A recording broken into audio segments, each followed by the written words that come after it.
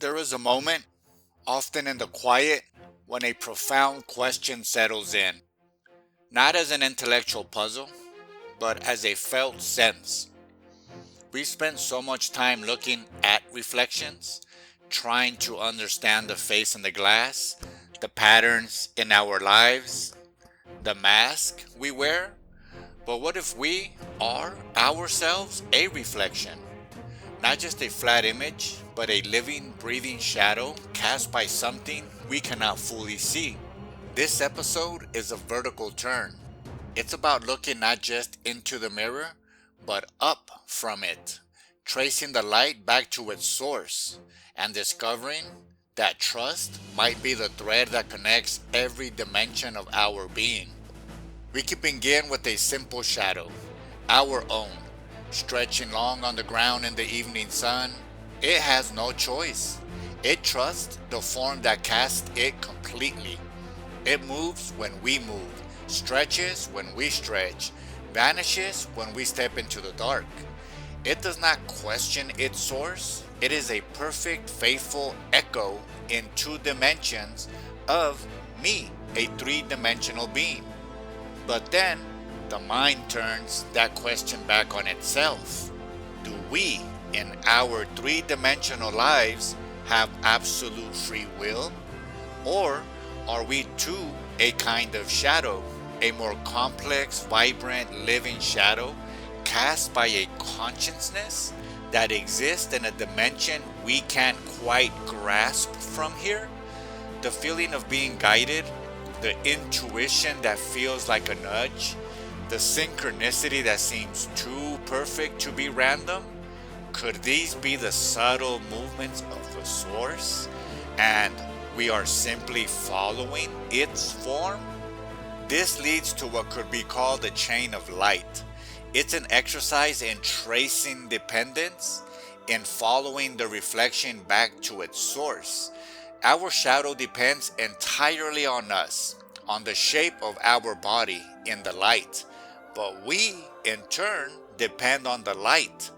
Without the sun or a lamp, there's no shadow, and we walk in obscurity. And the light from a bulb, depend on a current, an invisible flow of electrons, a force we can harness and measure, but never hold in our hand.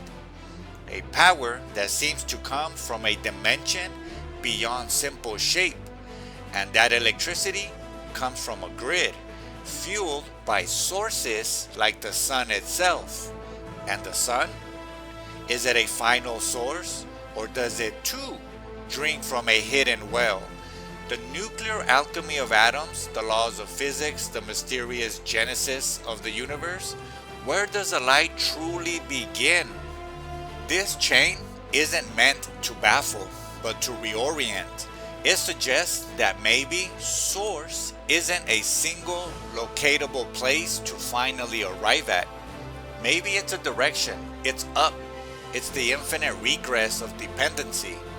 Each layer a reflection of a higher, more fundamental layer of reality.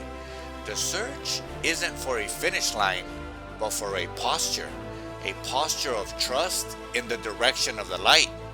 We are asked to trust the level above us, just as our shadow, if it had consciousness, maybe it does, would have to trust us.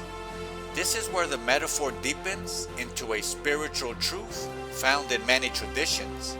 In the mystical strands of various faiths, there is a concept of emanation, the idea that all creation is a reflection, a cascading outflow of a singular, ineffable source.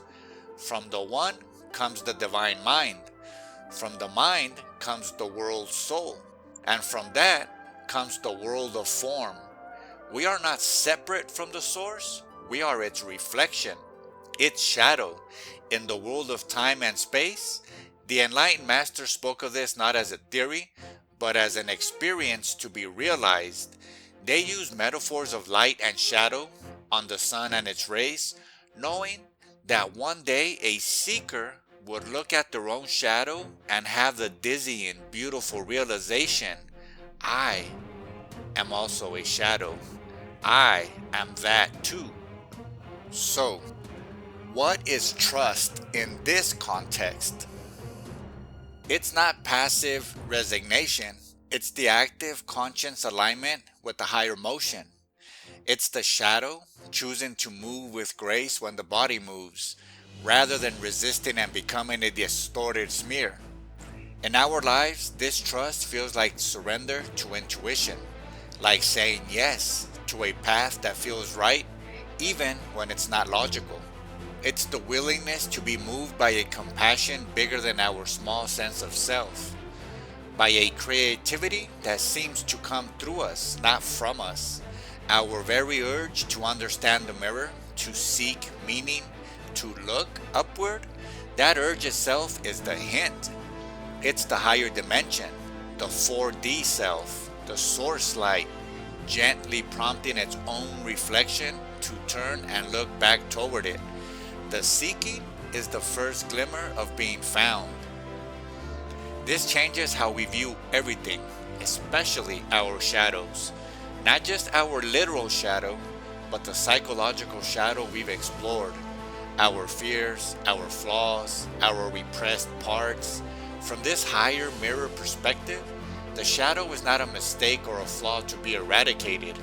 It is a necessary consequence of being a finite reflection of an infinite light. It's the part of us that is turned away from the direct source, where the light doesn't fully reach.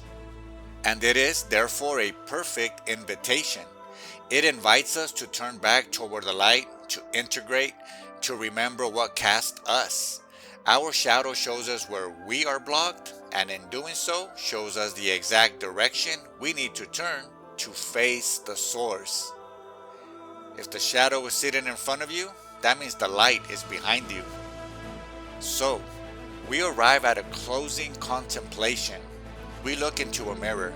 We see the familiar face, the eyes that hold so many stories.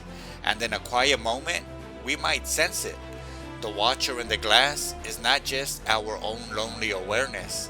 The awareness we feel, the prompting to look deeper, the love that sometimes floods in without cause, that is the higher light reaching down. The reflection in the mirror might subtly nod as if to say, I see you seeing me. I am you seeing yourself from a place just behind your own eyes, and from a place infinitely beyond them. We are both the shadow and the light, the cast form and the caster. The question posed to us is not where does the light begin, but are we willing to be moved by it? To trust the higher mirror is to relax into being a perfect, faithful reflection of a mystery we are wired to seek, knowing that in every act of seeking, with an open heart, we are already home in the light that casts all shadows.